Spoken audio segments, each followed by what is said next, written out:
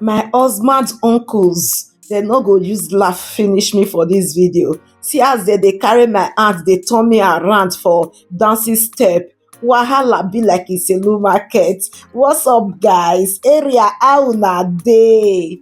Okay, make una see una baby girl, the princess of social media. As I come say okay, as we get party to go, that is the party of my husband family. Okay, now I come say okay because they wan do baby dedication and they wan baptize the baby. Now I come say me, I no get clothes again. All the clothes when I get, I don try all of them. None of them dey enter me again because of say I don too get weight. From 49 kilo, I don enter 62 kilo. Hey God, yeah.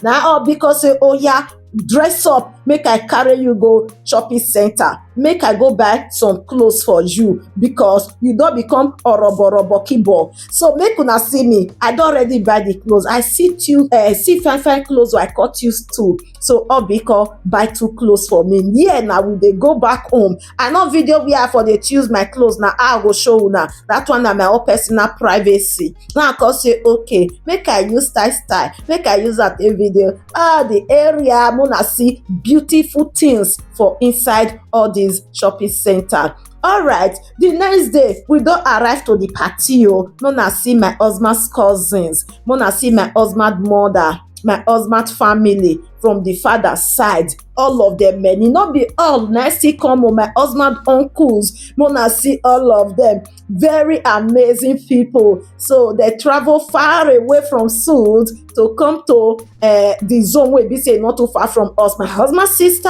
oh, she's very, very beautiful. You can see my husband family, the wife of their uncles and the children, the cousins, the nieces, the grandchildren, the great grandchildren. Everybody was here. The party no be small. Make una no worry. Una go see una baby girl with the dressing and I don first see am from the beginning. I no fine for the dress wey be say I choose. I get eye for something now. I dey like better thing for life, no be by go come. As the party dey go on, everybody dey snap pictures, dey do videos. Then waiter dey serve drink. So we don enter inside the hall because this is a hotel. My husband auntie hotel na be this. Make I tell una, they no allow us go back that day. We no go back that day again. I go bring the part 2 of the video come out.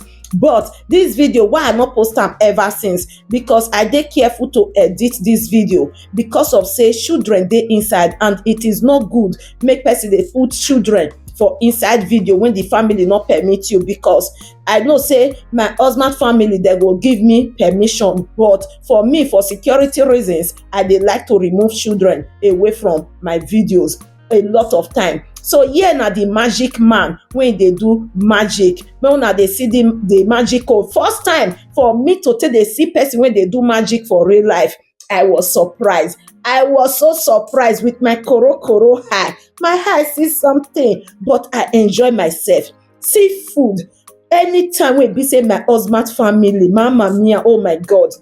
Anytime we be say we take day with them, they want use food take finish person. Even if say we still travel go Sud Italy, na so food. My husband uncle go they draw me up and down. It get one day when be say I can't go my husband uncle side for Sud Italy when they call they do party when their daughter do 18 years birthday, because they know they do birthday for their children. That is their tradition. When they complete 18 years, then they think they do birthday. That birthday go be like saying a wedding. Now that they do for them. Now me call say okay, now we call go meet with my husband, call travel go there. First time to meet my husband father family. As we reach there, see, because their grandmother, that is my husband father mama, born 12 children.